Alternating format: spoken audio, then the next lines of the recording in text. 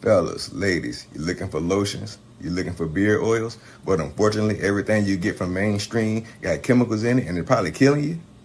No problem, we got you. Go check out my people from Top to Bottom Hair and Skincare. That's Top to Bottom Hair and Skincare. www.top2bottom, BOTTU, the U is for unique, M.com. Tell them I sent you.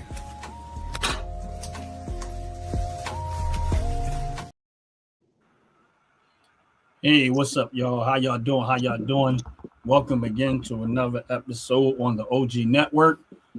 Yes, and we are here today to celebrate another wonderful, great person from the city of Philadelphia. And y'all, for those that have been following our channel and following this journey, where we just started out with doing it this way, we said we wanted to showcase people from the city of Philadelphia that are doing amazing, wonderful things. And right now, we have Cherie with us, who's gonna tell her story, and that and like the buzz gonna get in, and he's gonna say a little bit of things and introduce himself, and then we're gonna turn it over to Cherie, and we're gonna let her tell her story of her life in the city of Philadelphia, growing up Philly. Look like Aunt froze. Oh, he's frozen. Yeah, so he'll probably come back out. He'll come back in, but we can go ahead on and yeah, he just can't pop back in. Oh, there he is. How you doing, everybody? Your signature smile. Let that be your signature Oh, smile. thank you. Thank you there, Miss Cherie. Yeah, I'm sorry. I had went out, y'all, just as I came in on, but I'm sure you had got a chance to. I want to welcome you, Miss Cherie. You know what I'm saying, on here tonight. Expressing your life and telling us what you do. Remove that miss. Just say I Don't can't. make me feel old now. I can't. Remove the miss. I think you said the lisp. I'm like, huh? I told me the lisp. Miss. Like, remove the miss. Oh, miss. Oh, I didn't say miss. I said sis. Sister Cherie. Okay. We take it like we in church now. We in church now. I'll take that. But yeah. But I don't know what I was late on. But we welcome you on here to tell your story. You know what I mean? And like I said, I was just talking about a few seconds ago. It's not about like Philly builds the hero in you.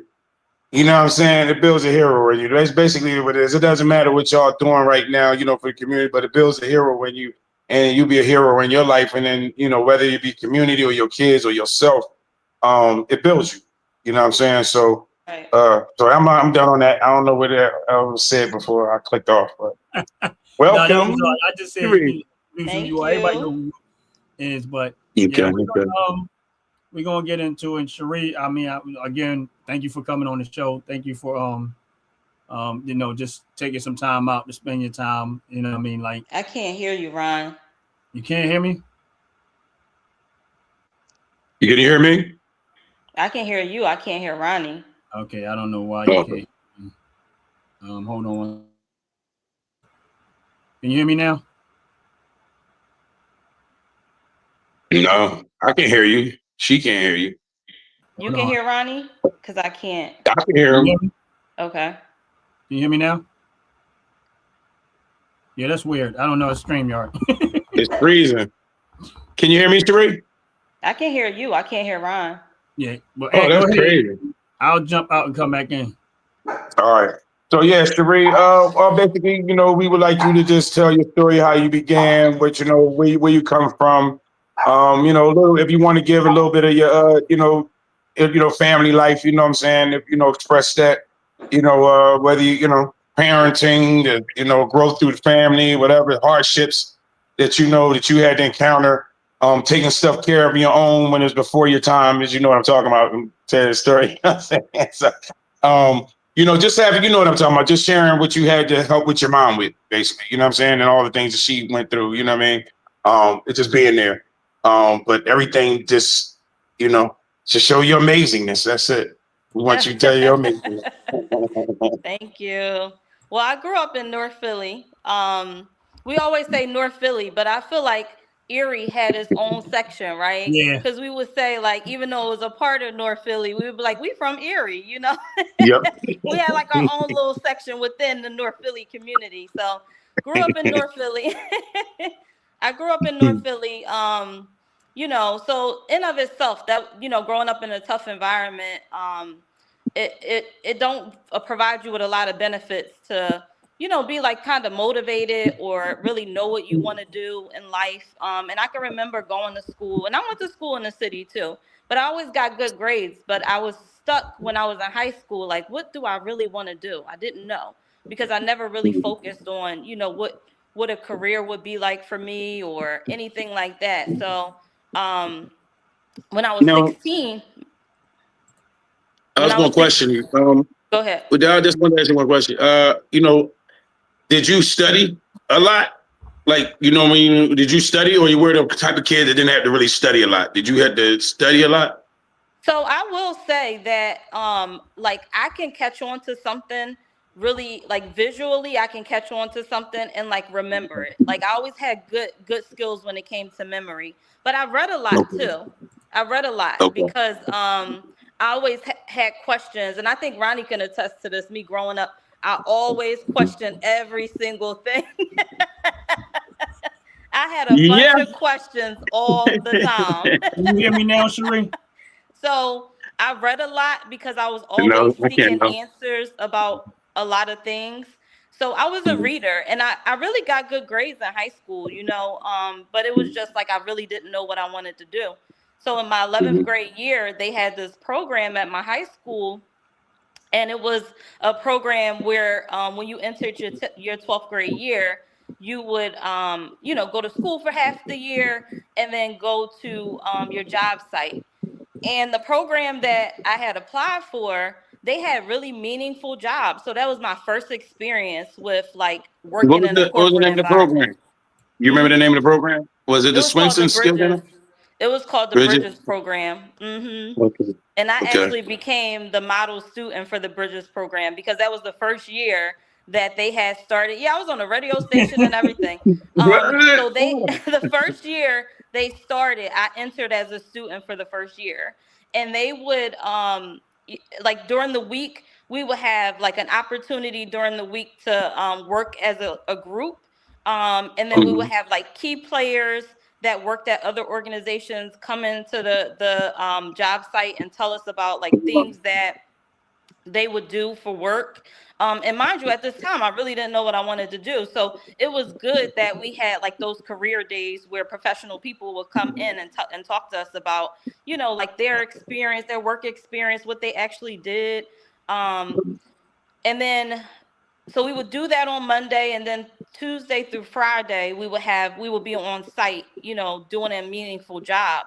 And my first job was, as a document specialist for a law firm in Center City, Philadelphia. So, like that's where all of the businesses are, like in Center City. So I end up, interviewing, and I got a job for a law firm.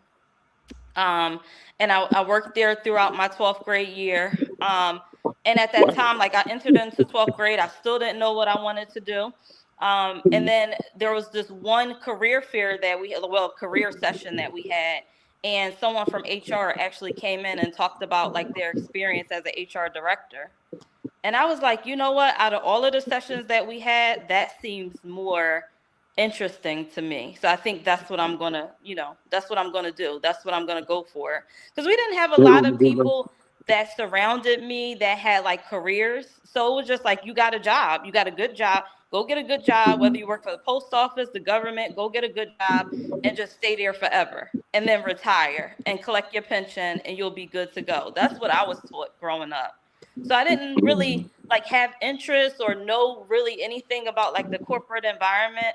So me like dipping my feet into that pool, it was like very difficult because, mind you, coming from North Philly, it wasn't like, we had people walking around talking about their careers, X, Y, and Z. So when I got there and I was working for the law firm, it was just like such a different environment because those people like talk professional. So I used to be really hard on myself and insecure. Like, oh my God, like I don't sound like them. If I'm talking, am I talking correctly? Do I sound ghetto? You know what I'm saying? Because it was just like, it was such a culture shock for me. And like for us to What's up, have Justin?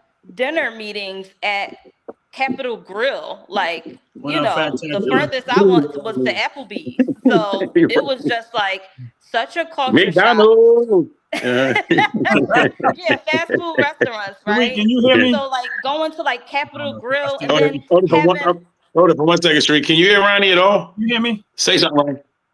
Can you hear me? Yeah, No, I she still cannot can't hear hear. Ronnie. I cannot hear him. No, no. I think he's gonna come back. He's gonna try it log out again and and come come back back in. in. Yeah. No, because I was gonna tell him just answer to the people for a Can you hear minute. me? Because yeah. Still can't Can hear you me? hear him? No, she still can't hear you. Yeah, he still can't hear him. Like That's maybe crazy. I should go out. You think I should go out and come back in? Try it. Yeah. I'm gonna see what he said, yeah. You go out and come back in Go and out see and what come happens. back in? Yeah. Okay. Yeah. All right. What's up, Dover Dodge? Yeah, give You'll us be a here. second. She having a hard time hearing me, but Okay. she can hear Anthony. If I can figure out how to log out. What's up? What's up, dogs? What's up, Fantacular? What's up, Justice? What's going on? I'm glad you can hear us, dog. But that's Cherie telling her story of, you know, her upbringing and stuff like that. We didn't get that far into it, so you didn't miss a whole lot for those that come in. Make sure y'all hitting the like button. Make sure y'all hit the subscribe button. Appreciate it very, very much. I can hear him now. I can hear you now. And what's up out the pit? Oh, you can hear him now? Good, Yeah, I good, can hear him good. now. Thank God. Yeah. Yes. But just so y'all know, so make sure y'all hitting the like button, hit the subscribe button. This is Cherie. She's telling her story. Cherie, I'm gonna let you jump back in. I was just trying to say what's up to the people in the chat, because we got quite a few people in there. If anybody got a question, please ask. If you got a question, we'll ask her as she begins to talk. I'll highlight the question and we'll get back to it. But yeah, you go ahead, Cherie. Ron, just stop me when you get a question because it's so small I'm on my phone. So Yeah, it's so I'll small do it. that I Yeah, that's can't fine. see. Listen, don't look at what they're saying, because sometimes we get frackers and we don't want them to deviate from what you're saying. So No, let Ronnie. I'm not even paying I'll attention ask the to it. question. Oh, okay. I'm not paying attention to it, but I'm just saying, like, All right, bet. it's so small that I wouldn't even be able to see if it was a question for me or not. So just interject. Oh, okay. You know. I'll ask the question. I'll go to the person that asks the question when I see something that's a question. Okay. Yeah, she blind, y'all. Go ahead. Who said I was blind? Look, you ready for the Franklin show? What? See? No, but go ahead. Go ahead. You can. Get me out of that. So yeah, like my first experience with like fine dining. I mean, I can remember a trolley picking us up from the building that we worked at and like chauffeuring us off to a huge Christmas party at a venue downtown, you know? Okay. So this is like my first experience with just like life outside of North Philly. How old were you at that time? Do you remember? I started working for them when I was 16. So like I had a little bit of exposure because I was just part-time working for them at first. I was just part-time because I was like school during the day. And then in the afternoon, I would go to my work site. So that would be from like 12 to 5. So I was really working part-time, but they end up offering me a full-time job after I graduated. And I decided to stay and just go to a local college because at that time, my mom had gotten really sick and she was diagnosed with breast cancer. And I say stage 4, actually. So I had 3 younger siblings at the time. And I say it was a blessing. I always say it was a blessing because, you know, I had my first shot at a career job and I was making good money. And then my mom fell ill. Yeah. Siblings mean they were her sisters. So people might not even understand. So what? No. They were her kids. They were her mom's kids. I don't understand. Some people know. Fantacular asks, he said, is Reed family? Oh yeah, I'm family. I'm aunt cousin and I'm Ron niece. Yeah. That's my brother and that's my cousin. Yeah, that's my exactly. So yeah, so you know, that was like my first experience with like, you know, working at a corporate job. I was 17 when I graduated. So that's when I got my offer from the job. And it was at a good time because at that point my mom had stage 4 breast cancer and I had 3 younger siblings that wasn't even out of middle school yet. So I had a lot riding on my back, just trying to take care of her and make sure that she didn't lose her home, and my sisters were still able to maintain their education and go to school. So it was a lot for me, but I always said it was a blessing that I got a corporate job at such an early age, being as though my mom was going through such a serious health condition and I was able to help her at the time. Right. So yeah. And then, I worked at the law firm for a number of years, and I was in school part-time, trying to study business management with a concentration in human resources. So I did the law firm throughout my whole college education, graduated from college, and then I went into the HR profession. So that landed me through several jobs across HR. And then eventually, I then moved up the ladder. And right now I'm a senior compensation consultant for a huge hospital based out of Philadelphia. So that's where I am now. $1 dollar.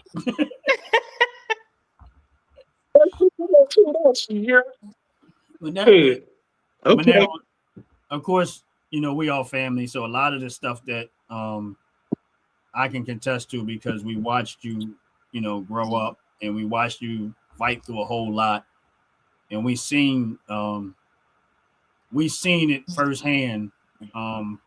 You overcome, and but like, this is where, for me personally, just to kind of backtrack a little bit, this is where I always try to tell people, when they say you're a product of your environment, you don't have to be. Exactly. You know what Exactly. I'm saying? Like, you can choose better. You can choose to make something of yourself. And like you said, back when we was all, we Erie Avenue is a different, they say North Philly, but like you said, Erie Avenue is like its own section of North Philly. But we all know what was going on around at that time, and the chances of overcoming that and not being drawn in by all of the temptations and all of the stuff that's happening around on a day-to-day basis, feeling like, they out there having fun, and you got to try to stay focused on meaningful stuff. And, Right. it's easy to become distracted by the hype that's going on around the neighborhood, the community, and stuff like that. And how did you stay focused? What's up, Word Up? So I think I just wanted more, because like being in Erie, being like living down there, when we were younger, y'all know we had like cousins on every block. So I had a really, really good childhood. Like I could walk down the street, up the street. One of my cousins lived on that block. So it was just like, and cell phones, they were around, but they weren't very popular. So we were outside. Like we were outside. We were, Ryan about to get the belt and beat me, because I'm about to say some stuff that he probably don't know about. But I used to be the one that I lived with my grandparents. So, they were older. They went to bed really early. My grandpa stayed downstairs all day long, but he just really was like, listen, as long as you coming back in the house. But so I used to sneak out. I used to like run the street. I'd be down, different parts of North Philly smoking weed, like with my cousins, hanging out with them all day long. Yes. Ron about to beat me, right?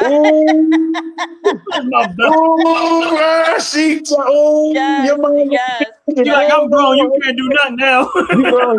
You can say it now. I can't believe it myself. I'm like, I don't believe what I'm hearing right now. God, all this time but that means you did it right. Yeah. That means you did it right. Go ahead. Yeah. And it was funny because I had so many older cousins, Aaron and Belle and all of them. So I used to have to, when I had to sneak out the house, I really had to sneak, because it would be like I would walk down the street and find one of my cousins, and they'd be like, go back home, So it was like I was trying to be that kid, but always protected in a way too, because they was like, yeah, you're not going to do what you want to do. Go home. And I'm just out there trying to have fun with my cousins and my family and stuff. So I think that like wanting more out of life, the being exposed to the corporate environment was very different on how I was raised. And I saw that they had so much more than what I went home to, you know? And they just had different conversations. They had financial conversations, you know, it wasn't like all drama and fighting and stuff like that. They had meaningful conversations. These people had investments. They drove around in nice cars. And it was just like, okay, I'm looking at it and I'm like, okay, it's more to life than what I'm dealing with right now. And Than then hair. I Than end hair. up, I'm just saying more like than hair. Go ahead. yeah, so I ended up getting pregnant at 19. My first year of college, I got pregnant.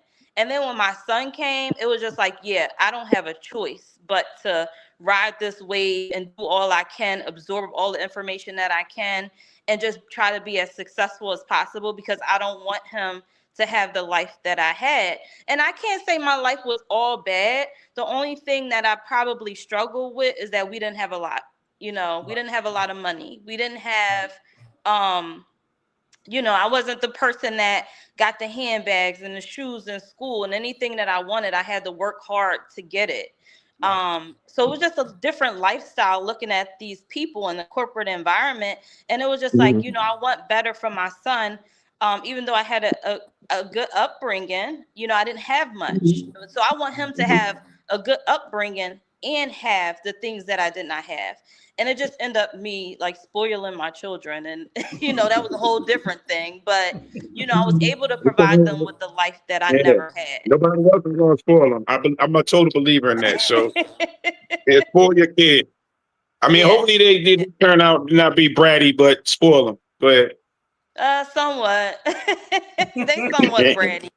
But no, I mean, and I think that it was good that I went through that journey because I learned a lot. And just like I said, I wanted more for my son. So he really didn't have the experience that I had growing up. So now that he's an adult, it's like, no, I want to get my own apartment. I'm going to find a way to become a business owner. Like he's just a full out like hustle mode. Like I'm going to do more in life, you know, because of what I exposed him to. So, you know, I think that I was just looking for a different lifestyle for my children than what I had. And that made me fight so much more with going to school, with, you know, graduating college and getting my degree and just working my way up the ladder as I moved along.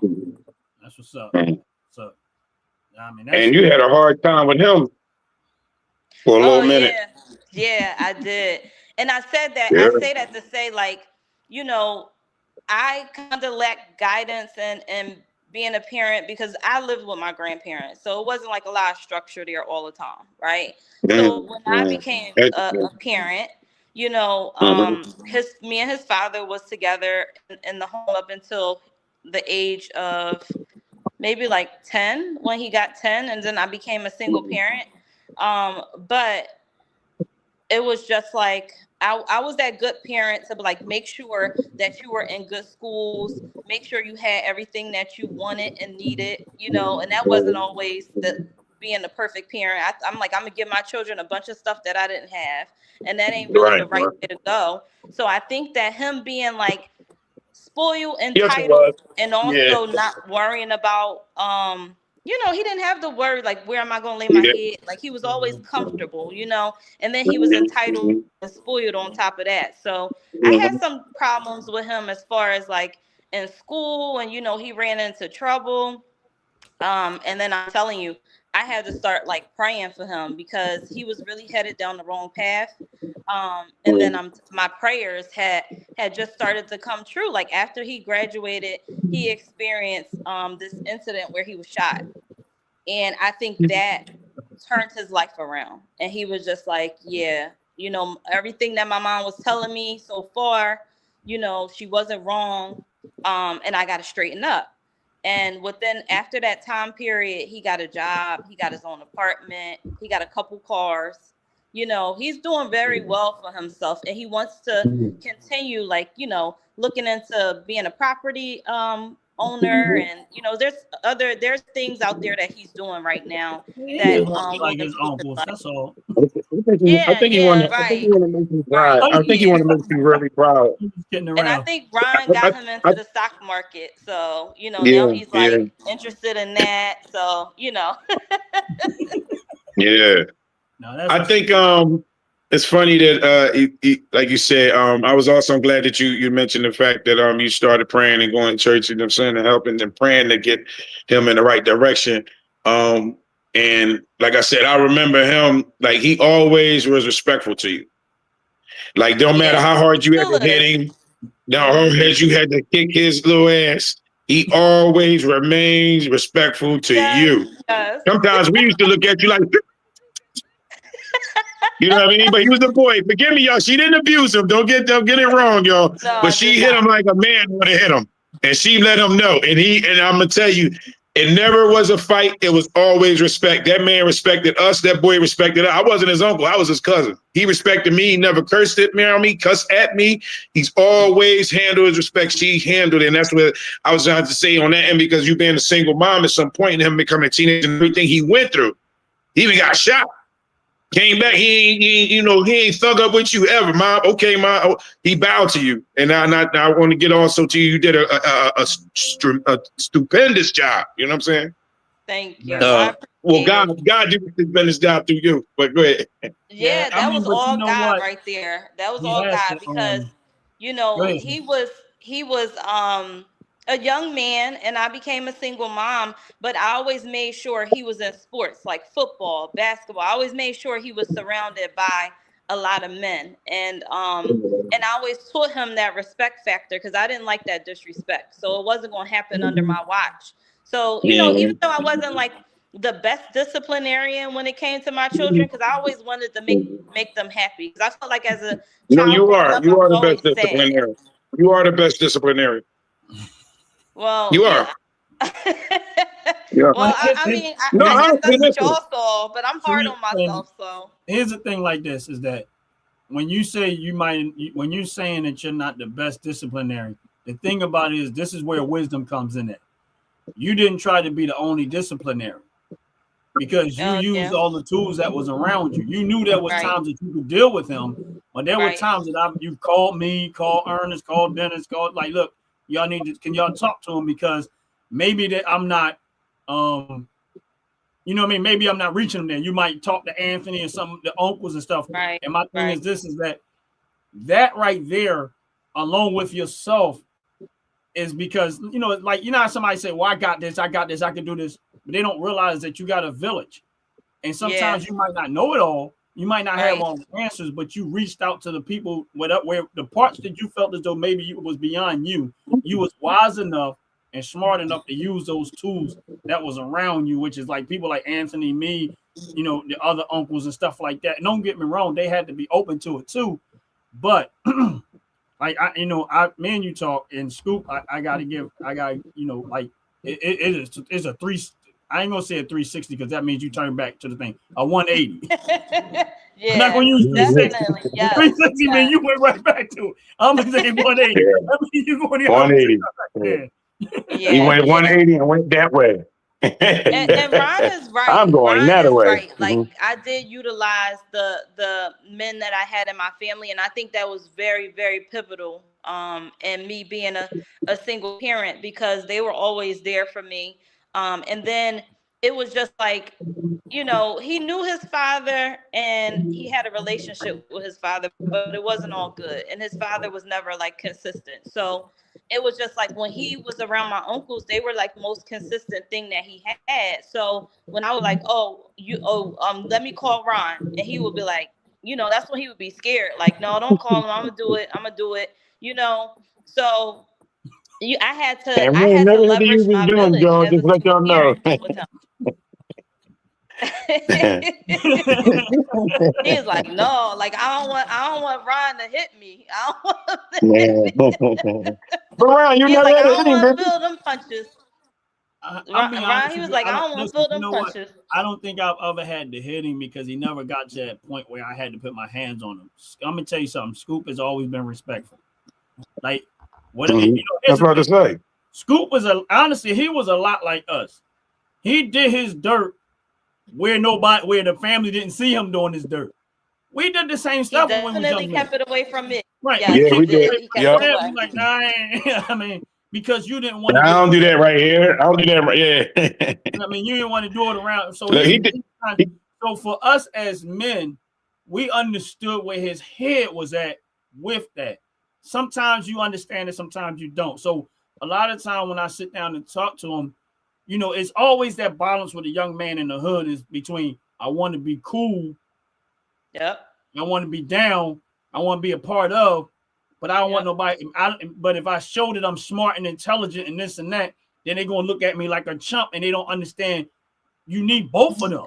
You know what I mean? Like, but Right. you always, like, you don't understand the street knowledge is just as pivotal as the other knowledge. When you combine them two, that gives you an edge over a lot of people because the ones that got that knowledge, they can use that knowledge. But if you take that same person and put them in a situation where they're in the street, they can't convert. Now they're like, oh, what they doing? They don't even realize they're being scammed right now. So when you got both of them and you combine that and you learn how to function through life with both elements of that, to me, that's necessary. Like that's what gives you an edge over somebody who may have been raised or brought up in that type of world. They can survive in their world, but if you take them out of that world and you put them in another world, like Scoop can walk through North Philly and be okay because he understand it. He can end up downtown in the corporate area and still understand it. All he gonna do is adjust. I know what this is about. I know what that's about. Right. I've been on both ends. Right. That's the point. I mean, and then that's how we learn as men.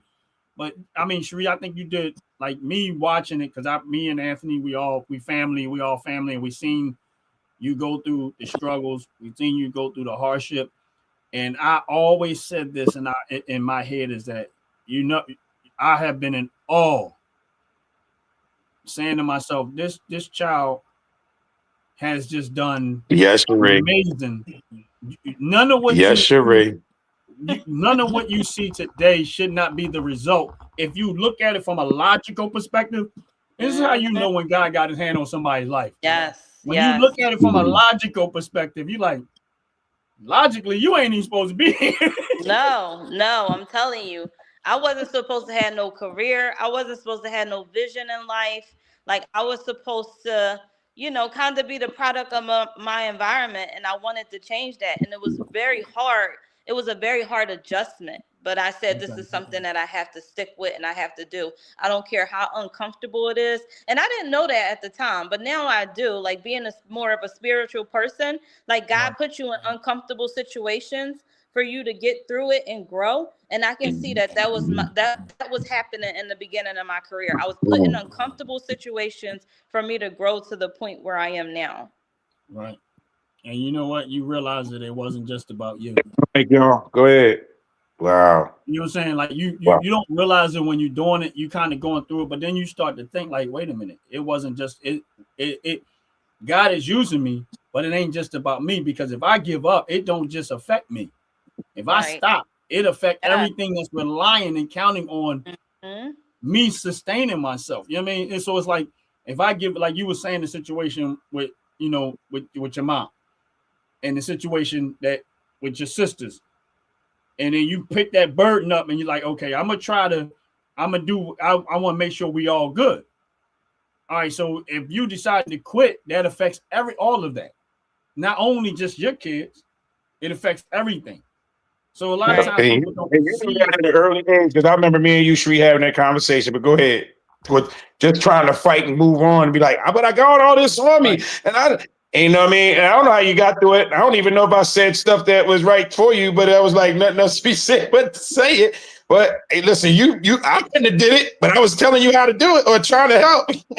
It was like, it wasn't easy at all, because you like going back and looking at a 19-year-old, and now you have a baby. You have a mother that you have to take care of because she's very sick. You're concerned about your 3 other siblings that live in the house, right? Them trying to finish their education and have some normalcy, because like they don't understand what's really going on. And then I'm getting up, going to work every day, and then I'm going to college at night, and then I'm coming home and I'm, you know, making sure that everybody's financially making them go to school, taken care of. Making them get dressed clean and stuff, all kinds of stuff, just becoming a second mom, like, you know what I mean? Yeah. It was very tough. And like, I can't say that, you know, I handled things financially great, but like when it came to like burdens and being like stressed out and and anxiety and all of that. I struggled with that, you know. Yeah, yeah. And I was hard on myself because it was You just can like I understand why. didn't want to be stressed out, but in all reality, handling all of that stuff, who wouldn't be stressed out, you know? Right. Right, That's how you right. can understand it because And you that's a lot. still That's pretty. a lot. That's a lot to ask somebody. That's a lot to ask somebody at that age to pick. And not that I'm saying that everybody asked you, but to pick all of that up at that age and go through it. This is where you sometimes when you know God is carrying you, because you know in your own ability or your own faith, you say, man, if God wouldn't have been there for me, I wouldn't have been able to make it through all that. I've been able to And God wasn't even in your life there early, was he? I mean, not in the sense of your acknowledgement I mean, of that. He was in my life, but I No, wasn't that's as spiritual as I am now. Like I wasn't Right. searching Okay. for God. Like God was Right. there, Right. but I wasn't Right. searching for him. That wasn't like my lean on person. Mhm. You know, wasn't reading the Bible at all. Like I just knew there was a God because I grew up with my grandparents. So they would go to church every Sunday, and like, man, sometimes I hated it. Like I would just be acting like I'm asleep. And my grandpa would come in there and be like, yeah, well, you're not going to church, well, you ain't going outside either. And I used to be like, God, man, like now I gotta go to church and sit in there for 4 o'clock. They used to go to this church, right? And the service would last until like 4 p.m. It was crazy. I hated going to church. So that was like my first experience with church, like just being annoying. And I would be made to go. They would be like, like you're going to church or you won't go outside today. And I'm like, oh God, I gotta go to church. You know, so I mean, I think more of it was like a power struggle too, because it was just like, oh, now I'm grown. I don't have to go to church. Like, you know, because at some point they stopped bothering me. So I was just like, yeah, I do not have to go to church. I ain't ever going to church again. But you realize how important it is when you start becoming an adult and having so many problems. And, you know, now you know where to go back to. Now you know to pray. Now you know to get on your knees and pray. You know where to go back to. Yeah, so I always knew where to go back to, but it was like a power struggle in the beginning because it was like once they released me from that, I was gone. I was like, yeah, I ain't going back to church. Right. But the good thing is they introduced you to God, where you was like able to have your conversation and belief and grow to be like you said, not to go back to churches, to go back to saying, you know what, I got this on my God. You know, you look up and just make that call. You know what I'm saying? You knew to do it. And then you know who helped you through it. You know what I'm saying? I mean, it's kind of again, maybe like the Bible says that train a child in the way that you have them go, and when they're older, they won't depart from your ways. So even though, you know, like you said, when that moment came when you felt as though, okay, I this is what worked for them, even though they was training me in the way they wanted me to go. I didn't want to go that way. I wanted to go my own way. But then at some point it still resonated with you, like, yo, I seen it help them and I see it bring them through. When them moments come along, I know where to turn to and where to go. You know what I mean? But that, you know, like I think it's amazing, Sheree. Like I watch, man, like I every day every time we talk about it, I just be in awe because it just you seen all of the hard work. And I remember when you was going to school. I forget what was it. Was it Pierce College?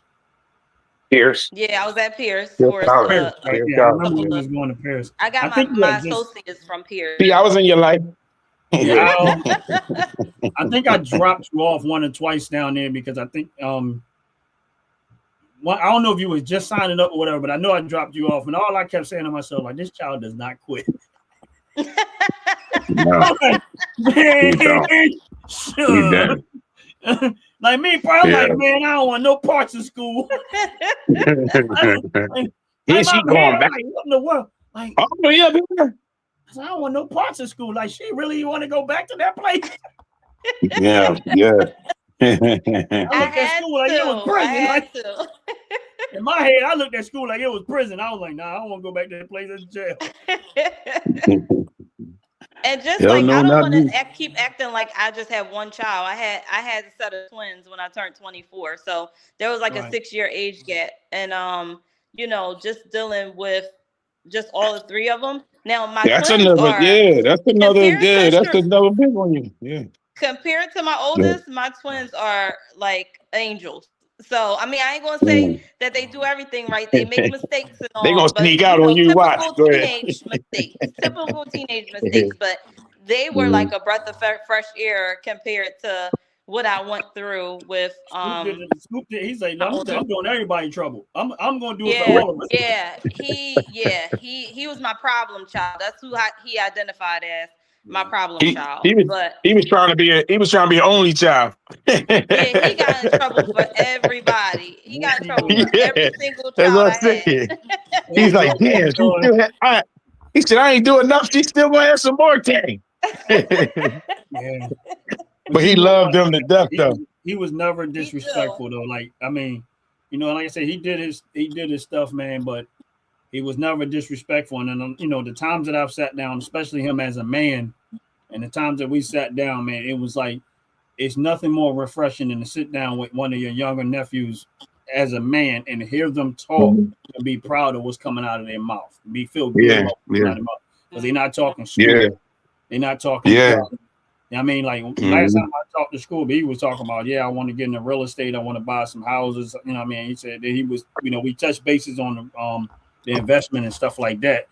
And he was like, you know, but his head was into something meaningful. And I could tell now you don't have to, I just talked to him. You just got to figure it out. Yeah. You know, some people, I seen him on another time after that too. Huh? I said, I seen him at another time after that too.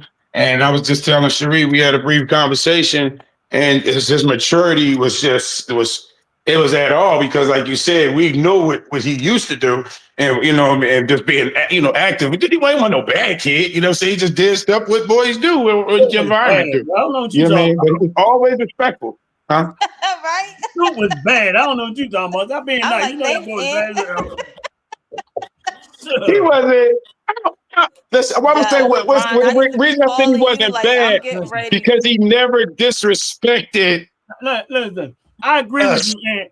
I love Scoop to death, but I'm gonna tell you something. You know it's a problem when you're looking at the news and your nephew is part of what's going on in the news. Like there was an accident on the boulevard. But I'm like here's the thing. But again, he was a young man. He was. I always tell people this, and I think they don't understand what I mean by this. That as a young man, I'm not saying you're trying to kill yourself, because it's not you trying. You have somewhat of a death wish, and you're not trying to kill yourself. But a lot of stuff that you do as a young man is testing that. Like, you don't think it's going to happen to you. You think you're a man. Right, period. Because you have that in you. This is the reason why we have so many great things that young men like that has been. Listen, if we lived in fear, we wouldn't have airplanes. If we lived in fear, we wouldn't have cars. We wouldn't have these things. We have high rises, bridges, and stuff, because everybody would be afraid to do it. Somebody got to have that dangerous mentality and say, you know what, let's just see if we can do it. And this is what young men go through, and this is what's in them, and this is the reason why they test this up. Just sometimes it comes out bad, but what that is that energy like that. They're saying, I want to do something. I want to do something with all this energy. Is where you apply it to. So it's like, you know, you kind of reckless, but you don't realize how that recklessness has to be steered to something productive. You don't lose your dangerous. You don't lose your lack of fear. You just have to steer it to something meaningful. Steer it in a different direction, like that's all. Yeah, that's what he had trouble with doing, steering all of that energy in the right direction. Right. But mind you, you know, he never saw me, like, ever since I had my kids, I wasn't a person that hang out and drink and smoke and have a bunch of people over my house. So, you know, he's seeing me climb the corporate ladder, you know, become a landlord, like doing everything that I can to improve and better their lives, and also praying, you know, because now he had his coworker say to him one day, like, yeah, you such a young man. Like, I don't see young guys that like have their own place and have their own car and so independent anymore. And he was like, that's because I got a praying mom, you know. So he didn't see me, you know, he didn't see me fight for a better life for him. And it's Yeah. like Yeah. he had to become mature to get it and say, okay, now it's time for me to start worrying about what my future is going to be like. You know what I mean? You're right. And Right. I can tell he liked that freedom because he ain't trying to give it up for nothing. Oh no, Yeah, at right. all, Yeah. at I all. don't blame him. I He's don't like, I blame him. ain't trying to move back in with my mom. I want my own place. I want to keep my Yeah, own place. Ain't Yeah, that's what people look, should also do. You know what I mean? he don't have no intentions on coming back. And I knew when he left, he wasn't coming back. I knew it. I just felt it in my heart. And he don't have any intentions on coming back. So the next step is the home buying process. That's what he's getting into. He got a little investment thing on the side going on. He working and just saving his money up, but he is thinking about, purchasing a property, and whether he uses it as a rental property or stay there, he just Property. Right. looking to make some investments. So Right. He's looking into owning something instead of a bunch of jeans and sneakers. Like, you know what I'm saying? yeah. Oh no, that boy, he used to tell me, oh yeah, I can't wear that, it makes me itch. Don't go to Macy's and get me no clothes. It's making me itch. He would be like, he would ask for sneakers that were, I mean, like now they buy sneakers Go ahead. online, right?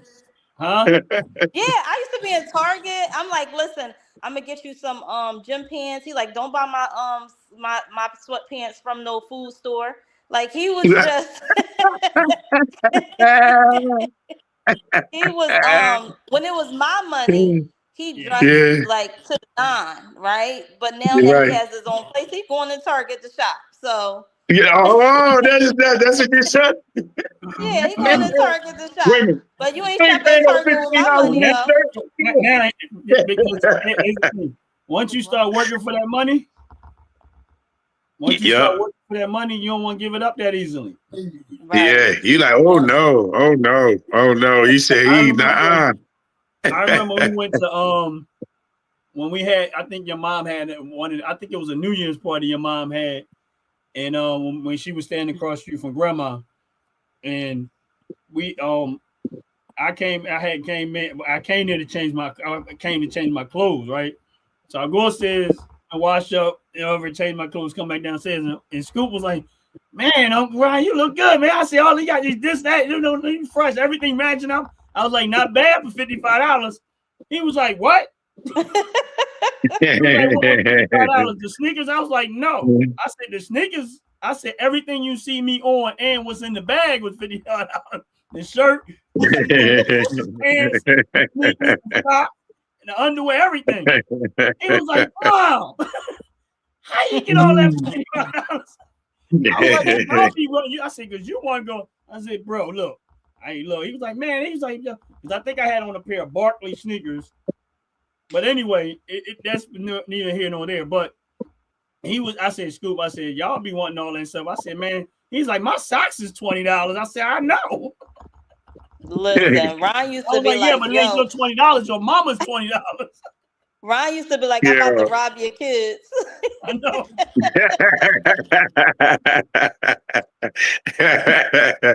Yeah. That's good, Ron. What you say, Sri? I gave him all the money. You right. Go ahead. Break it down when you get it from him. Yeah. Bring me back. You tell him, bring it down. Let me borrow something. I gotta save some money to get my hair done. I'm like, wait a minute, just stop buying the kids stuff. You be all right. Right. How you married? You gotta save money to do something for yourself. But yeah, I gotta eat. And I borrowed some money, I gotta eat. Well, what you care? Listen, I don't care. I wanted to be nice to him. But you did, you took care of him. That's what it was. You spoiled him. But you spoiled him in the right way but you got right. As I said, you struggle motivated. Yep. Mm-hmm. You did exactly what you were supposed to do. You did a grand job. I don't like that no more. Yeah, I always put myself last, and now it's like the twins are getting ready to graduate high school, and I'm like, what is left for me? Like, what is my next step? Because like I didn't dedicated my whole life to just like raising them and just trying to do a good job. Now they're getting ready to graduate, and it's like I don't know what my next step is, right? Like I got to figure things out for myself because now I'm going to be grown. require as much as they require now. And it's like, okay, now I got to focus on myself when I haven't done that for 20 something years, you know? So what's my next step? And now I have to focus on that. And they already have their own lives, you know? So now it's giving me a taste of it. They ain't never home, you know? So now it's just like, what am I supposed to do with myself? Hey, listen. If anybody on here, yeah, she's single, but if y'all want to talk to her, y'all gotta go through me and Ron. Y'all see Ron's background? Y'all think about this. Don't be trying to call her. Let them know, Cherie. They gotta go through us first. Show Ronnie background. Ron, show your background, Ron. It is stupid. That's all you gotta do. Just move to the left. But you know what, Cherie, like I said, back in like we was growing up, and I got my question was, this is a question in your lifetime, like who inspired you the most? Like I mean, it might be a various nation of people, but like who really who kept you motivated? What inspired you about, like, who inspired you? If there was, I'm talking about the human factor. We know the God factor. I get that part. We get that part. Yeah. I'm just talking about the human factor. Like, give us somebody else besides me, Cherie. Huh? There ain't somebody else besides me. Well, it ain't gonna be neither one of y'all. Although I love y'all and y'all have been very important in my life, and you know, God, you got to show us other people in your life. I got you. Yeah. I would think that my first point of contact with, you know, just inspiring me and giving me the tools necessary was my grandfather, and he's no longer here. Like, rest in peace. But he's no longer here. But he used to sit down and have conversations with me, and he would be like, you know, make sure that you graduate school, you go to college, you get a career, you're able to take care of yourself. And I used to be like, why do he continue to tell me this? Because like him and my grandma are married. Like, you would think that he would come to me and be like, make sure you get married, you know, have some kids, and you know, that's the old school talk. Right? Make sure you get married. But he used to always tell me, like, I don't want you dependent on anybody. You should be dependent on yourself. This was before I even had kids. I was in high school at the time. You know, and he would always talk to me about God too, but it was just basically like, make sure that you're able to care for yourself and take care of yourself, and you don't depend on nobody. I don't care what the situation is. Make sure you're able to hold your own. And I used to be like, what is he doing? I used to be like, what is he doing? Like, not paying grandma bills or something? Like, why is he telling me this? But in all reality, I look back at it, and Ron, I've had these conversations with you. My grandfather gave very much tough love. He wasn't like the cozy grandfather. Like, he kept it real. He was very hardcore. And now that I look back on it, I'm like, I needed that.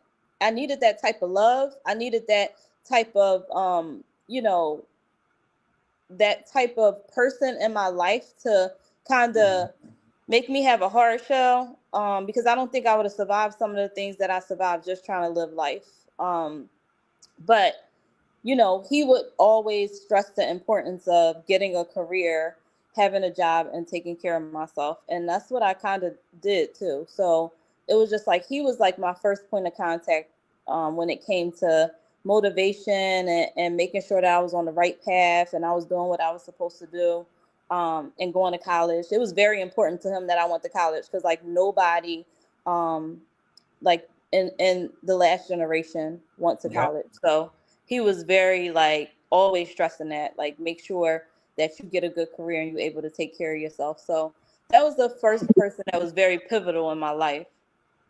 I dropped stuff off at a lot of colleges. What you doing? I've been to a lot of colleges. Yo, you talking about? Ron, what you talking about? You ain't been to college? I ain't no been to college. I've been to the college. Yeah, me too. You know what I mean? I was at the college when I was in my 20s. Yeah. I went to the college when I was in my 20s. Yeah, sure. I mean, I went. I went. To college. Yeah, really good parties. You know that? I was there. Colleges have really good parties. I didn't have class. I never had class. Let me say that. I never had class. I had something wrong with class. But they always say that, you know, focus on your life very early or along, and you won't have you'll make it to success faster than people that start off late in life. And I think that I made a lot of sacrifices younger, you know, when I was younger, eliminating the partying and don't get me wrong, like sometimes I did, but it was on occasions. I wasn't like a frequent partier or a person that was never like full. I was always focused, you know, I was always focused when it came to like my money and my career and everything like that, trying to figure out what's next, what I'm going to do next, you know, like just trying to either climb the ladder or try to find some investment opportunities. So they always say like start early and you don't have to worry about it later. And you increase your earning opportunity and things like that. And it's all good when you like taking care of your children and, you know, it's beneficial to them because they got a stable home. They, even when you feel like you barely making it, they don't feel that, you know, and I can say that by the grace of God, thank God that, you know, I was able to provide them with that lifestyle on my own as a single parent. But it's just now, whereas though you know, you increase your earning opportunity and it's just like, you know what, like maybe I love that. I did this because I was taking care of my children, but this wasn't my goal when I started life, right? Right. And when I graduated high school, I thought I was going to go to New York and be a fashion designer, and I was going to have a driver and a chauffeur. I'm telling you, I was going to live this like very bougie life that just never happened. I was when they live this very graduate, bougie life. when they graduate, you can, cuz. Well, that's what I said, right? Because you like, better live that bougie life when they graduate. That's what I'm saying, because like now, you know, I was always like into what was the next step, how I increase my earning opportunity, how I'm able to better take care of my children. So I always put partying aside and just worried about focus on my career and just my children. And now it's just like I have that earning opportunity and you would think that I would be satisfied. But now it's just like, is this something that I really want to do? Do I really want to just continue in this career, or do I want to try something else? Because I no longer have the how do you say it? Like I no longer have the responsibilities that I used to have when, you know, I tried to enjoy my job, right? Right. So now it's just like my kids are going to be grown. I may not even need to make the money that I'm making now. Like, what is my next step? Like, do I want to start focusing on getting into the fashion industry? I don't know. Like, it's just Hey, it's never too late. Listen, it is never too late. It's never too late. Look at me. I'm going to Ohio Media School to do whatever they tell me to do because it's new, it's uncomfortable. I wasn't expecting to turn around and had to act a Shrek part. You know what I'm saying? I mean, at 13 people in the class, the next thing I know, he froze. Other things other than yeah, he good. He good. He's back. Oh, I froze. I thought I did. Yeah, he froze. Yeah, but do that once in a while. Like, oh yeah, but yeah, that was all really. I don't know if y'all heard everything I said, but you know, but basically, like I said, when I went to Ohio Media School, I learned a lot. You know what I mean? It was uncomfortable, but I feel like it's another journey. Yeah, y'all froze because I'm moving. Okay, I'm trying not to move to make it look like I'm froze. Y'all with me. All right, y'all got me all like, dang, all right, here we go. Yeah, that's. I mean, but you know, and that I would say, you know, at this, like you gonna figure that part out, and don't let that. You know what I mean? Like, even me doing this was a definitely a change, a drastic change. Because I, you know me, I don't really. I'm a loner. Like I'm usually by myself. Don't do a whole lot of talking. So right. This was a drastic change for me, and it was just like, you know what? But I remember saying to myself, and I even said it to Anthony a while when I first started it. I said, you know what? I'm gonna just do it and see where it goes. And I'm enjoying it. I mean, I'm actually enjoying it. It's fun for me. Yeah, I mean, don't get me wrong. Stock market is still more fun. Investing is still more fun. That's my fun too. But this, I enjoy it. Like, trying to figure out a way to, do what I was doing. And it started out one way. And I was like, you know what, this can turn into something. Who knows what it is? And I'm not, it's not really so much about the money. It's just that I just want to see where it's going to go. Right. You know what I mean? It's crazy because even, go ahead. Yeah, Oh, no, I was about to say, yeah, because it's crazy. Because like I said, when you even talked about it, you know what I'm saying? Again, that's how people are in their life. They be like, when you start telling them something you're doing and they're like, huh, okay, all right. I guess that sounds great. You know what I mean? And you don't never let none of that take you down. Because I'm like that too when it comes to certain things. I'm pretty sure Cherie's like that for certain things. You don't want nobody. And I don't know if that's the Philly part too. You know what I'm saying? You certain parts you just be like, ain't nobody gonna tell me I can't do that. Oh, I could do that. I'm gonna do something different or whatever. You know what I mean? You had a tenacity to move on, get uncomfortable, and then put yourself in a comfortable position for yourself. You know what I'm saying? I mean, and what you doing, Yeah, you don't never want to tell me I can't do something because I'm definitely that's a family prove trait right you there. wrong. I'll show you I can do it just to show you and then be done with exactly. it. Yeah, I'm gonna take on the challenge. Yeah, I mean, because like I said, when Ronnie asked me to do it, it's like, again, it was like, man, I'm 52, I'm 53, y'all. But it was like, I done been married twice. My kids is grown, things like that. I'm here. I'm living in, Coatesville at the time. I'm like, where you going? I'm like, you know what? I'm moving out of Ohio. And to me, I feel like it's the best thing to do because it took me out of being comfortable. It took me out of being and doing the same thing. And it made me do a change that I'm happy with. So that's why people should take that chance and make that change and be happy with. So just like you said, once you make that next step, you're like, I don't know if I really want to step into that step. But you're like, why not? Everybody don't step into that step. You know what I mean? And everybody ain't you. You know what I'm saying? And having to do with that. You know what I'm saying? And you might can create a more of a family wealth. You know what I'm saying? I mean, with that, like even that your kids getting in the the high school and graduating college, and then wherever their career might come out of the twins. You know what I'm saying? They might be thinking like that. And even with still school, you know what I mean? Sharif or whatever, you know what I mean? Well, I don't know if I was supposed to say his name on here, but I always sorry. Say if it's in your head to do it, do it. Just do it. Yeah, this became therapy for me. He asked me to come on here. Don't worry about is it going to work. It only not going to work if you don't want it to work. Right. You know what I'm saying? If you want it to work, it'll work. If you don't want it to work, you're going to treat it like you don't want it to work. But if you treat it like you want it to work, it'll work. Mm-hmm. Yeah. I mean, you're going to have tough moments. You think about all the stuff you was doing when it was hard, when it was tough, the times you was in the room crying because you was tired, you didn't feel like it no more, you wanted to give up, and then you had to go to sleep and wake up the next day knowing that you still had to do it, even though it was tough, you still had to go do it. So now that the weight of a lot of this stuff is starting to go away because Scoop is grown. You used to cry a lot, Cherie. Sorry, I didn't really tell everybody Don't tell nobody that. Don't tell nobody that. I forgot we was on here. Cherie used to cry a lot, y'all.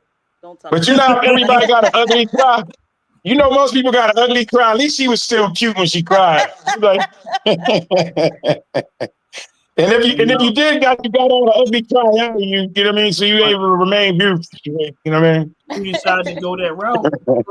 I mean, you're going to know better than anybody going to know is maybe this is, if I'm going to ever take the risk of doing it, this might be the time to do it.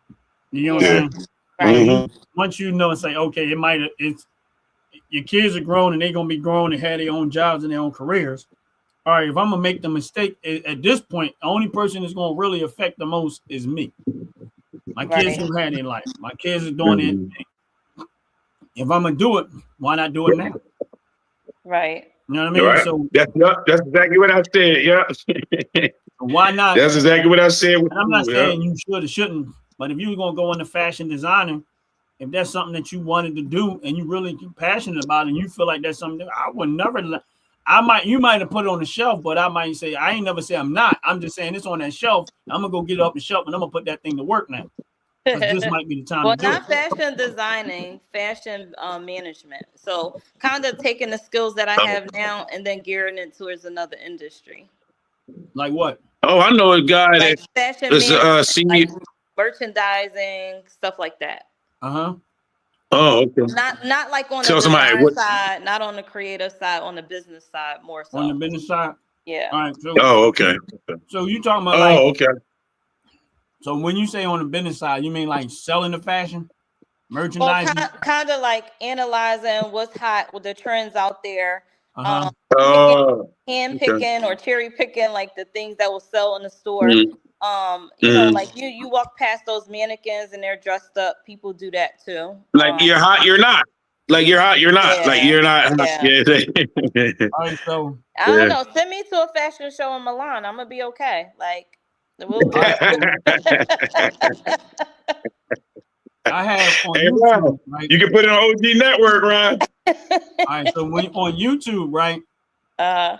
Once you become monetized, you can actually open up a store on YouTube and merchandise on YouTube, right? So my channel is monetized. I can actually open up a store on YouTube and merchandise stuff. So what you got?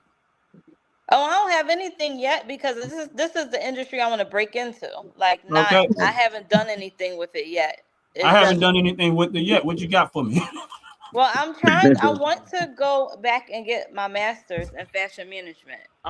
It's a program here. Well, not here, but it's a program in Philly. You about to do it?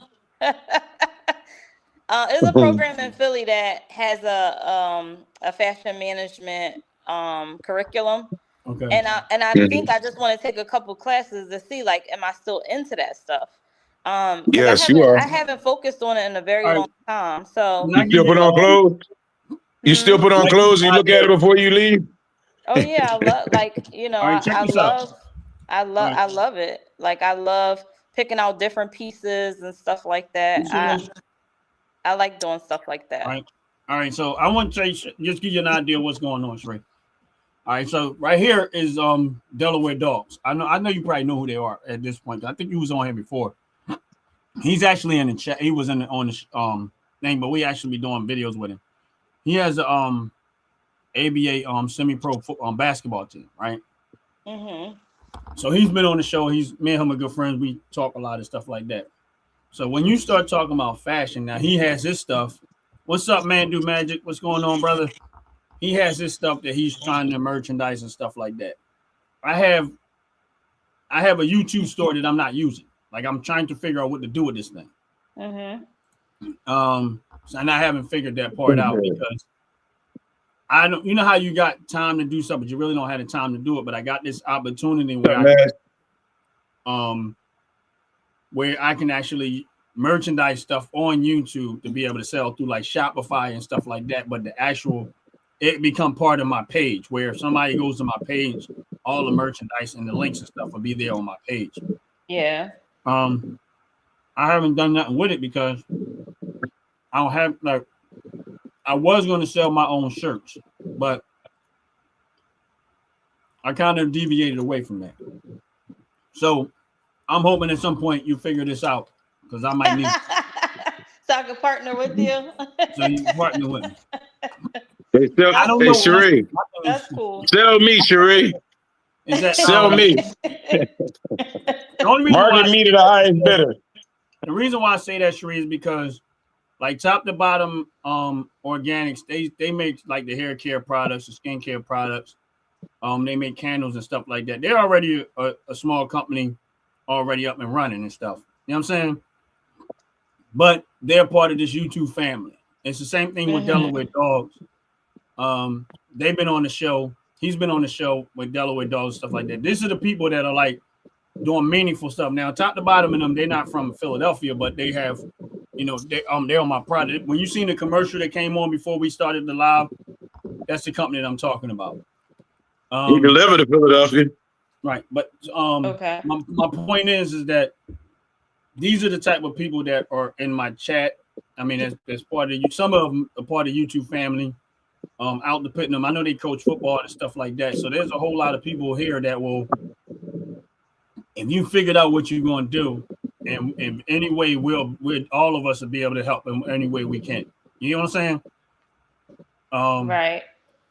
Like with you know, even whatever scale you decide to do it, because some of these people might need that type of service. You know what I'm saying? Like I might. Cherie, come. That's what I'm saying. Cherie, come to OG Network. Come to OG Network. Think about it. Go to school. Now I know right I mean, now. that's what made me. Ronnie kind of made me go to school once he invited me on YouTube, and I started down. He started speaking about his OG Network, and that was really a little bit more that made me go to school for radio, TV broadcasting. You know what I'm saying? So I can learn to talk to people better and speak better and run it up, set up the scene, and get people to appear and things like that. So I mean, it's actually delightful. You know what I'm saying? And we got to tell you about how we feel about you. So now you get to really hear it instead of all the heckling and we do to you and abuse. You know what I'm saying? We do. We really get to show you that we really respect you and what you've done. You know what I'm saying? You bigger than you think. You know what I'm saying? In our eyes, in our heart. You know what I mean? Thank you. Like you did well. You did well. In spite of all the circumstances, you did well. And again, this is, who would have thought, as much as they give Philadelphia a bad rap, when they talk about all the negative that come out of Philadelphia. Here you have, yo. I'm sorry, go ahead. Yeah. Look at what you did. Look at the circumstances that you were under. And look how much you accomplished in spite of all. You know what I'm saying? So you're proof. You're living proof that it doesn't matter. If you really, really want it in life, you can get it. You just got to go at it. You got to go at it. You got to go out there. You got to put the time in. You got to put the work in, and you can get it. And that's the point that I'm trying to make, Cherie, is that. Yeah. And take care of y'all property. You got to clean. You got to dress. You got to sweep in front of you. No, I ain't talking about you. I'm talking about people in Philly. Like, you took care of your business. You took care, you know what I'm saying? You took care, like you just lived here. You took care of your property, so it made you, you know what I'm saying? That's what I'm saying. Oh, yeah, always. Like I said, just because you live you live in the gutter don't mean you have to live gutter. You know what I'm saying? That's all. Go ahead. You did well. You did very, very well. I mean, I know you in you're in the HR field right now, and you, like I said, you did well. I remember when you was working for a law firm, through the law firm time. I remember you switching up your career a little bit with that, and I'm quite sure that would have this level of uncomfortableness too. But like, hats off to you. Like it is extremely amazing to watch where you bloomed into and how well you did, even though the circumstances speak otherwise. They ain't gonna say, "Oh, logically, well, you ain't supposed to be able to do this, and you ain't supposed to." Most of that is just a bunch of BS and a bunch of bullcrap. That's not the reality. And we are living proof that sometimes people try to make something look so far unreachable because they don't feel you qualify or you don't have the ability, or because of your upbringing. Oh, this, you can't go, you can't be a part of this, you can't do this, you can't accomplish that. And even with me personally growing up, I realized that most of it was BS. Yeah. It was to try to make me think that I can't do, and I can't be, because if with the mindset that we have, if I'm there, I'm going to overcome, and I'm gonna do it well. I'm gonna do it with such grace that you're gonna look at it and say, why is it so easier for him? And I'm struggling to do everything that I'm doing. That we're both doing the same thing, but it seemed like he's doing it gracefully, and I feel like I'm fighting, trying to get it done. You get what I'm saying? Right. And I think too, and we talked about this like offline, but when you are like trying to make something out of yourself, or climb that corporate ladder, and you've done it, from the bottom up, and you are working hard to get there. There's some people at the top that got that spot because they know somebody, or they just was fed with a silver spoon in their mouth, right? And then you'll realize how much uneducated they are than you, and they will feel intimidated.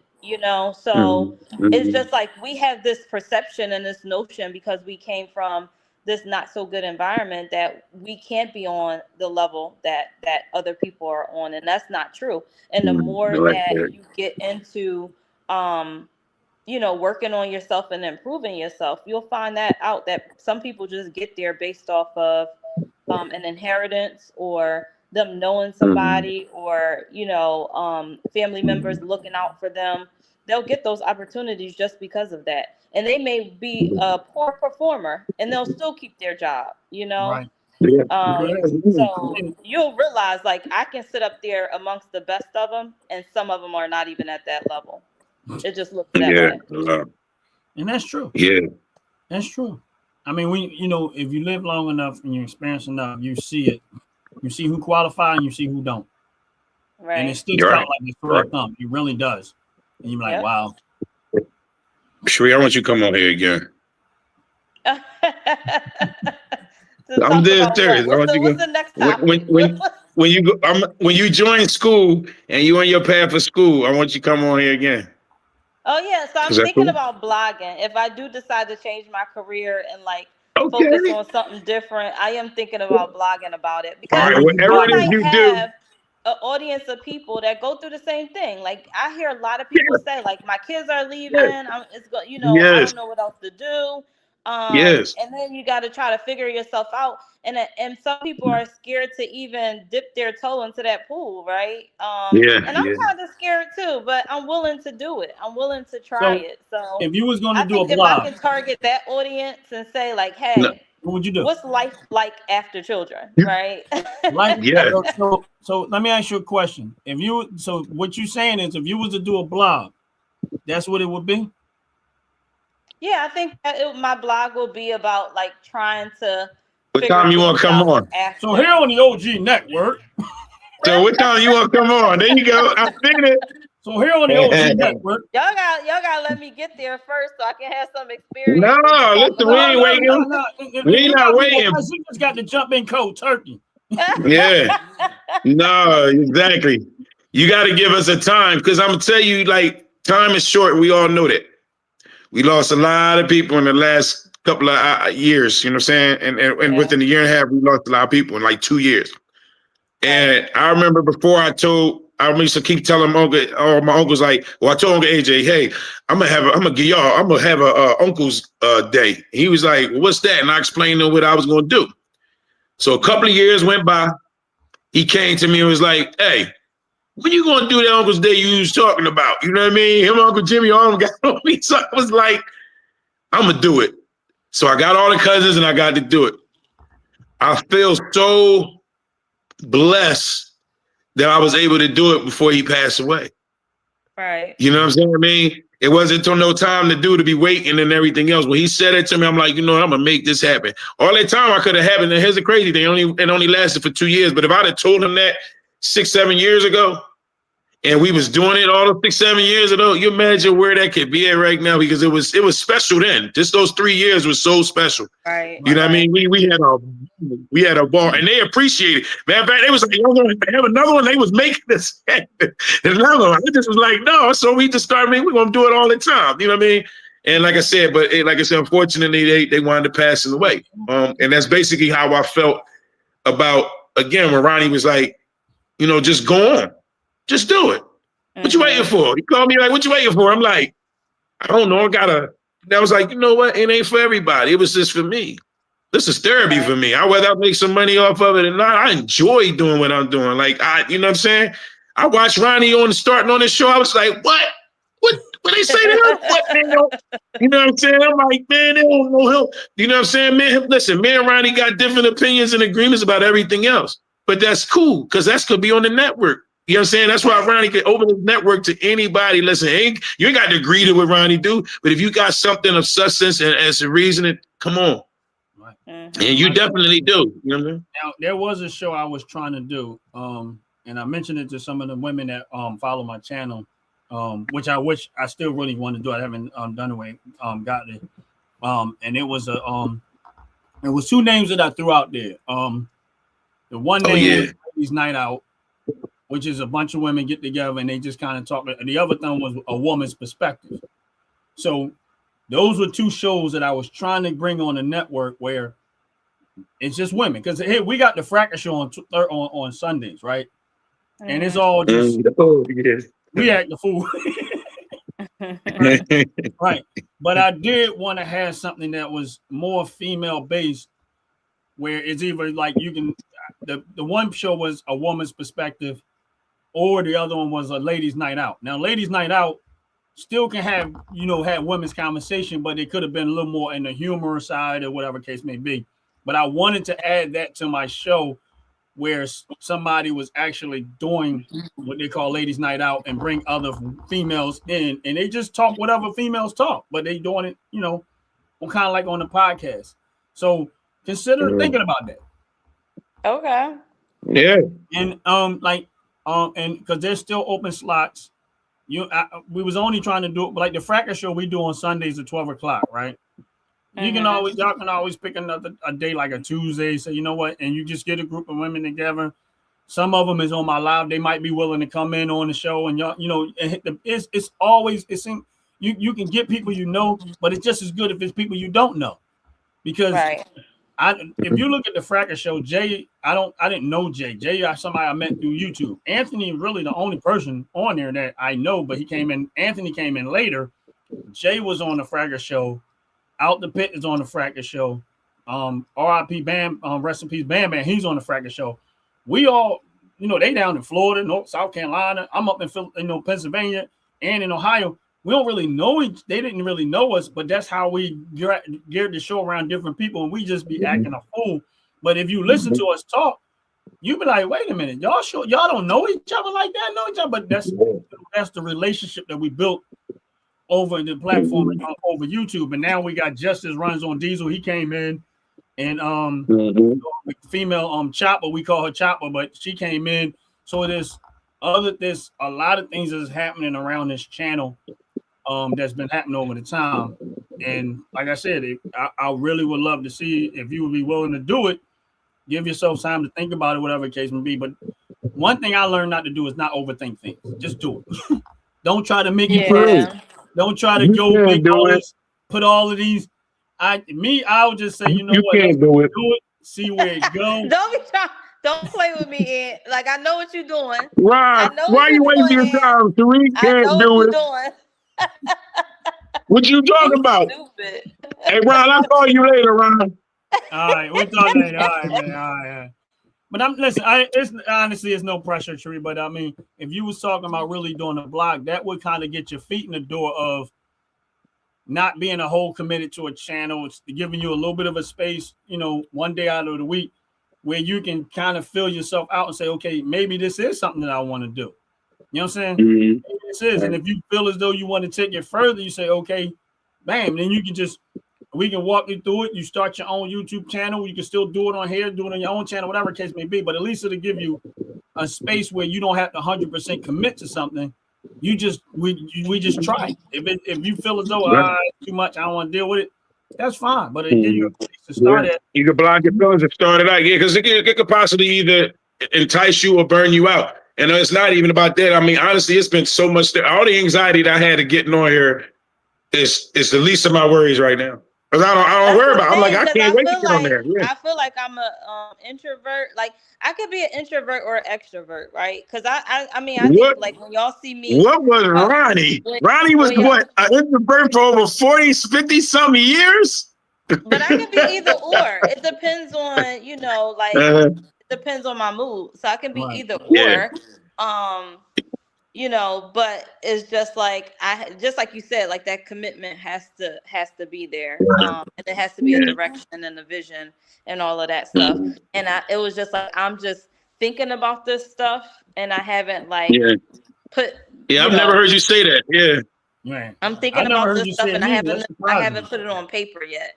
So it's like I don't have a starting point. I don't have a plan, but it's just like a bunch of stuff in my head right now. Sheree, I had no plan. I had a thought. Sheree, I got 63,000 people that saw me. I ain't had a plan. The first time I opened the phone up, I never had a plan. But that's it. You know what I'm saying? Yeah. All I'm saying is, if I could turn around and maybe I might have changed 40-something thousand people's lives at that point. I ain't saying I made it 60, but I'm just saying, You just never know what you can turn around and do. It ain't about, you keep thinking about you. It's like what you can do for others. It's the same thing with your kids. It was what you can do for your kids. And really, it's therapeutic for me. I go on Sundays and I be cracking up. And I'm like, you know what I mean? I make y'all laugh when I'm around y'all. But I don't be thinking about making other people laugh. But people come on the Fracker Show. I don't have no plan for what they got to say. I look on there and I'm like, what do they say? And that's it. And apparently I must be good at it because they was like, Ron, come on. I'm like, first time Ant was on the show. He can't hurt my feelings. Like I said, he didn't. When I started the show, it was just me, and then eventually, other people came in, and then Out the Pit was the one who actually named the show the Frackers. That wasn't my title. That was he gave the name the Frackers, and we just kind of went with it. And then next thing you know, Ant, when Ant came in, and I'm gonna be honest with you. They were showing Ant more love than they were showing me. I was like, yo, they was like, yo, your cousin, funny. I'm like, that's what's up. Look, see, that was the part. Don't get me wrong. I would have loved to have Anthony in the beginning, but again, I had to still go do it and just keep going and say, you know what, it is what it is. Right. If I wouldn't, listen, I'm not saying that I have a large YouTube following because it is what it is. But when I first started doing this, I had a handful of subscribers. I am over 5,000 subscribers right now. If you look at I've had almost 5 million views on my channel right now. So when somebody say you had one, this is my point. I wasn't thinking I was getting one. You know what I mean? So my point to tell you is like I had no plan, and I'm like, wow. So again, now you wait. It's again short. It's like short. There are moments where you get dry spells, and there's a lot of things that happen with YouTube that I went through. That when I talk to other people, I tell them, this is what's going to happen. You're going to experience this. This is what's going to happen. But don't give up. Don't give up. Don't give up. Don't give up. Listen, I had YouTube take 3 million views away from me. But it ain't what I do. I'm still focused on stuff. I'm still focused on what I'm doing. Because honestly speaking, I enjoy it. Like I really enjoy it. That's what I'm saying. I enjoy it. I enjoy it. I'm saying, like, when we did the show, you be sitting there like, oh man, we don't realize that 3 hours and went by. Be like, now here's the thing, you was talking about church, being in church for 4 or 5 hours. We on the practice show, we joking around acting a fool. Next thing you know, we like, man, we've been here for 3 hours. We forgot. Cherie, with no plan. None of us got a plan. None of us got a plan. That's why I say, like, I'm not, don't overthink and try to make it perfect, because honestly, this is one thing I learned with this, is that the more authentic you are, the more people want to see you. When you start to try to become something that a personality for YouTube, that's where you go wrong. I'm not a personality. I am exactly who I am on and off this channel. And I'm not a personality. I am me. You know what I'm saying? But one thing about me is that, I like to help people. So when that's a wig you got on, though. Right. I bring people in. That's a wig. He ain't got all this hair, y'all. He really bald in the middle. No, I'm just jealous. I'm sorry. I'm sorry. I let that out. And so that's all his hair. Anytime I see somebody doing meaningful stuff or something that's of value, I try to help them in any way I can. I mean, if it is, he can do that and be all right. I can't. I'm just saying, y'all know. It might be something going on up there. So that's why I say, Shree, if you plan on doing a blog or whatever case may be, honestly, do whatever you decide to do it. But if you really, really want to do it, the door is open for you right here. I'll give you the space. You can even do what I based off what I said, or you can go your own direction. I've already built an audience. You don't even have to build the audience. I'm still building this audience. I already built the YouTube family. There's a lot of people that's a part of this family, and we support each other. We watch each other's videos. We go to each other's channel, and there is space here. If you ever decide to do it, you say, oh, you know what, I'm gonna give it a shot and see where it goes. It ain't like, listen, you don't have to pay for nothing. You don't have to do anything. You just gotta say, okay, I'm gonna go here and see where it goes at. And whatever. You ain't gotta go nowhere. Look where you at right now. Right. Just saying. It just You got your own. You got your hand. Huh? I'm just saying. It seems a little. It seems a little intimidating, just trying to. It can be that whole time. I think it is. I want to put it like this. I don't really think it is, because All right. I think, well, it probably is maybe because, different person in different space. I got to the point where I just don't care. You know what I'm saying? And that's what the authenticity part of me. I don't care what you think about me. Right. I'm bald. I'm fat. I'm broke. I don't care what you think about me. You know what I mean? Only thing I'm going to do is go on and be me. I don't think it's the caring part. I don't care what people think or feel about me. I really don't care. Yeah. But I think it's like to constantly entertain someone for 2 to 3 hours. That seems a little intimidating. Yeah. I didn't think that. Listen, I didn't think I was going to be on there for half an hour and been like, or maybe that hour. I've been on there for about 5, 6, 7 weeks. I don't even know how long. Here's the thing. I'll be on there for hours, but I'm talking about I've been on there with a couple months around. We've been on there. Yeah. Now here's the thing. Think about how long I've been doing this, and how long I've been doing it by myself. Over a year and a half, right? Yeah. I've been on. Listen, if anybody had a reason to quit, and when Anthony started being on my lives when I'm going, like when in the morning time when I actually do my live, and Ant was like, "What is this?" He was like, but he said, "Ron, I gotta give you credit, bro." He said, "Man, they be coming at your neck." He said, "But you handle it with like." He said, "You handle it." I said, like very well. I said, "I'm used to it, bro." I said, I said, at the end of the day, I'm used to it. I know what's coming. I know what's going. I see how people are. What's up, Real King? And here we got. And that was a year ago. But what's up, that was a year ago. Oh no, I was saying because it's on Real King from England and that was on the live the other day. Oh, what's up, Real King? Yeah, I'm saying, Sheree, we got people we talking to. What's up? Countries that watches our show. Y'all got friends from England? Okay. Yeah, we got people from England. Yeah, like and subscribe and share. There was a couple of other countries that people were on the channel from watching the channel. So yeah. But I forgot about that. Yeah, people being surprised that how much. Listen, people love our show, like this show, and I'm not saying everybody do. And some people come here with their hate. I get a lot of hate. Believe me when I say I get a whole lot. But the energy don't listen. The energy doesn't. I like everybody to hate Ryan. I'm sorry. Go ahead. They come in here and they were like, they come in. I get the troll. When I say get troll, I get troll heavy, and I handle it like a champ. I mean, I consider myself to be the Mike Tyson of YouTube. I don't care how nobody feels. Mike Tyson of YouTube. But you understand? But again, there's I can easily just click a button and take your comment out of there if I wanted to do it. But a lot of times on my show, I don't even do that. I let the people say what they want to say to some extent. Like there's some that's just extreme.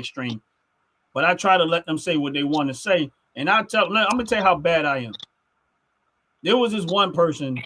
How did I say that? And when I said they said something, and I said, "But you're on my channel." I said, and I turned around. I said, you took the most valuable thing in your life, and you spent it on. Now I put a voice in. I said, time. You said time is the most valuable thing in life. But he said, but what you did for me was you gave that little bit of me in your life. You know how much that is? Because you was like, I don't even worry about you. Right. Then I told him, I said, in that little bit of time you gave me, I own it now, and you'll never get it back. It's mine. I own it. Right. And I know that person had to be like, I really want to get my time back from him. So, but you get what I'm saying? But it's fun for me. Like that's what I enjoy. Because the boy was mad, Sheree. He was mad. And it was like Ronnie was cracking a joke on him, and it was so intelligent. It was like all you could do was just laugh. I'm like, Ron, I know he was mad because that was the funniest. Like, you know what I'm saying? But again, he got to come on there fracking though. Yeah. But my point is that's the humor part of it. And if somebody would have told me that I'll be right where I'm at right now, I didn't know where it was going to go. I just said I'm going to try and I'm going to go and I'm going to roll with it, and whatever happens, happen. And guess what? Next thing I know, it's growing. But then my mind, again, you know how you said, "What's next? What's next?" That's how my mind worked too. I'm like, "What's next?" So I said, I don't want to do YouTube and it just be me on YouTube. I want to I want to take this channel and turn it into like a TV network where there's different things happening at different moments. So that's why we did the Fracas show. That's why me and Ant do Philly Talk on Mondays is Philly Talk. It's where we try to find people in Philadelphia like yourself who's doing amazing things and stuff like that. Something positive, not the negative stuff. We want the positive. Even if your story starts out negative, to raise it to the positive. You know what I'm saying? And let us know what's going on. Because most people from Philly you would never get to know who these people are and what they're about. You know what I'm saying? And because if it was Kevin Hart, then everybody want to see that story. If it's somebody Will Smith, they want to see that story. But what about the average Joe that's doing amazing things on the same scale? You just will never know about it. You know what I'm saying? And thinking like this, sometimes they just go ahead. That was the reason why me and Ant came up with Philly Talk, and we decided to do what we was doing because we wanted to be able to showcase people from Philadelphia. And so that's why I'm doing it. So on Wednesdays, we have top to bottom Wednesday, where the company that makes the hair care products, they come in at 7:30 on Wednesdays, and they do it. I'm not on the show; they just do it live, and this is they do it live, and there's other stuff that I'm still working on trying to establish. So basically, I'm trying to run the channel like as a network where different things are gonna be happening at different moments. So if you ever think about it and you decide you want to do it, I can always open up a space for you that you can say, well, let me just start out here, and if I feel like I like it, then I could just take it to whatever level you want to take it to. You know what I'm saying? That's what that was the point I was trying to make. And like I said, we have fun. We have fun. It's really it is. It do. It's one thing to have a YouTube channel. I don't got no job. I love doing this with them. Trying to do videos. That's a lot because you're going to try to have to build your channel, build your reputation, and build your come in here. It's a little work. Starting out here.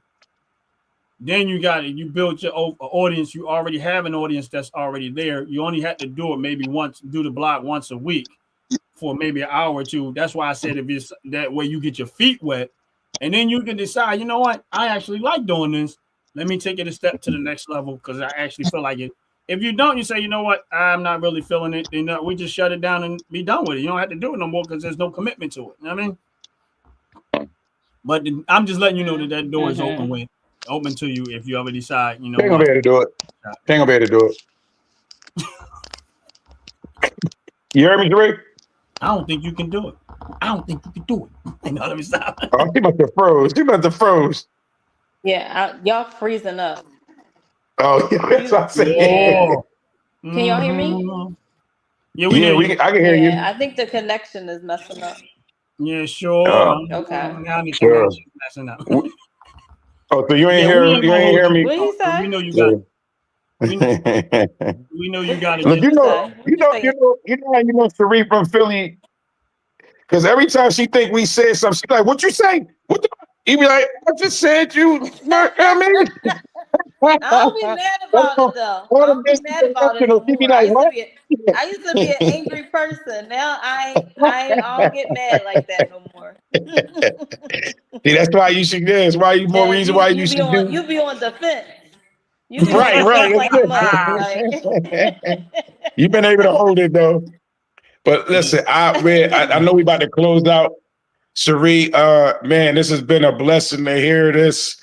A lot of what you do, because I got a little bit of life in there I didn't know about you. You know what I'm saying? I didn't know you was sneaking out for, I thought you was a perfect little angel. You know what I mean? Because I knew you had a lot going. Maybe you needed to do that a little bit too, because what you was going through, it's like you probably had to sneak the hell out. You know what I'm saying? Get some smoke on or something. You know what I'm saying? But you know what you? She thought she was telling me something I didn't know. You didn't know that? Huh? You didn't know? In the same neighborhood. We all know the same people. See, that's why I couldn't do nothing because everybody was reported back. Right. You were safe. Yeah, that's why a lot of everybody was reported back. So I could just do enough where I would get in trouble. That was what was so great about row homes. About having family in row homes, because you had a whole block to go through to sneak through, and somebody is going to see you that you know that somebody else know to know your family. Gonna be like, See, Let Cherie me now. explain something to you. 18th and Tioga. No. Oh my God. The worst is used why to I be did when not I make it used a to big run deal. into Fatima. Oh my Oh yeah, goodness. she can She tell used me. to embarrass the hell out of me. She was like, get your little young ass in the house. I was like, oh my God. Yo, I remember that. Turn Used to around be. and go back home. Get your little young ass in the house. That was my block sister. She was gonna make Fatima sure. But she used said, to I think, embarrass the hell out of me. I'm yeah. out there acting like I'm grown. She embarrassed. She used to And I embarrass know the it's hell Jesus' out of me. name, so I want to. I don't even want to say it. You don't even want to say it. But I Yeah, remember a right. lot Yeah, of people I say ain't it. repeating Yeah. that. I ain't repeating the other stuff she used to say. She made you go in the house. If nobody else can make you go in the house, it's something she would say to you. She was like, Yes. listen, I'm getting off this block. I'm going to the house. Yeah. Fatima, like you ain't ruining your life with these niggas up on this corner. Yeah. I'm gonna make sure you go home. And by the time they got done, they ain't want Cherie. They was like, what? Yeah. She used to embarrass the hell out of me. Yeah, I was like, she oh sounded my like she had God. diseases and all kind of stuff. You be like, I what? used They was to like, see no, her. that's what. I used to see her run in the opposite direction. I'm like, oh Yep. my God, there go Fatima. Oh man, but that's what I'm saying. That's what the community was about. You had somebody that didn't live on your block, wasn't related to you, who looked out for you when they saw you. Right. You know what I'm saying? Yeah. They looked out for you, and it was good people in the community. You know what I'm saying? In a bad neighborhood, but good heart intentions. Yeah, that's Right. what's up, man. Yeah. Yeah, we appreciate Cherie. I appreciate you, Anthony. Appreciate you. Appreciate you coming on the show, sharing your story. Thank you, Ron, all the time. Yeah, Thank I you. really do. Thank y'all. And hopefully this won't be my last time. I'm Oh no, looking you forward ain't. to The coming door's back. open for you now. You can just, Yeah. you know, you can always. Yeah. My thing is just honestly, I would love for you to come back because I want us to pick your brain about the HR world. Okay. Yep. So Yep. Because I was telling her too. Yep. Yep. We can do another Yep. show, but the next show we do, we'll bring it in. But we want, because I know a lot of people have a lot of questions about HR stuff. You know what I'm saying? So if you can come in and maybe help out with that, kind of give us an idea of how the HR world works and stuff like that, that'll be nice if it's all if all possible. You know what I mean? Yeah, that's fine. If people like, you know, I don't know if you're gonna do like a Q&A or like how you want to do it, but we could talk about it offline. Yeah, we can talk about. I like that. Yeah. And I mean, because I think like it was just kind of how when Tasha came in, there was a whole lot of information that she could provide, and I think Yes, I know. Like a small company that eventually going to have to hire employees. They got to know what they're getting into at some point. You know what I mean? Right. Legalities of it. Establishing yourself, the healthcare system. There's so much stuff that we don't know lawfully wise. 401k benefits, things like that. You know what I'm saying? How to work and how to understand it. You know, what you should do your contributions, tribute. You know what I mean? What you looking at giving back by doing it. You know, that you probably helped a lot of people who did stuff that they misunderstood the information. You know what I mean? And some people just get jobs and don't know anything else. You know what I mean? Don't have no questions. They just want to get paid, but they don't realize how much you can capitalize on other options that they have at the jobs in order to do it. You know what I mean? Right. Yeah. But that's all. But we're gonna let you rock out, and we're not gonna hold you long. You look like you ready to go to bed. Yeah, I got some stuff to do first, but yeah, we all do. we all got that. But I appreciate you so much. All right, y'all. Thank y'all. Thanks for having me. Thank you. And everybody else, thank y'all for coming on the show. Thank y'all for liking and subscribing. And hopefully we'll be back on there to talk. And when we do, we'll let everybody know ahead of time, and that way we can ask questions or whatever case may be. There was a couple of questions, but they wasn't questions that we needed to go answer. So. Okay. Not that. Yeah, the silly stuff. So I had to click it out of there. But I appreciate you. Yeah, we need you to come back on here and smile, Cherie. You're not, like you said, you was not boy, we had to break a crowbar in your jaw to make you smile. And now Cherie, boy, she be giggling now. I smile more. Yeah, I know that's what I'm saying. You do now. That's what I said. Come on here so we can make you smile and laugh, Cherie. We enjoy you. I appreciate you. Thanking everybody else for coming on the show. and we out of here. Thank you all. Thank you all. Share, like, and subscribe. Commercial, like and subscribe. Check out Top to Bottom Hair and Skincare commercial as we get out of here. Y'all have a blessed, wonderful day. Fellas, ladies, you're looking for lotions, you're looking for beard oils, but unfortunately, everything you get from mainstream got chemicals in it and they're probably killing you. No problem, we got you. Go check out my people from Top to Bottom Hair and Skincare. That's Top to Bottom Hair and Skincare. www.top2bottom, BOTTU, the U is for unique, M.com. Tell them I sent you.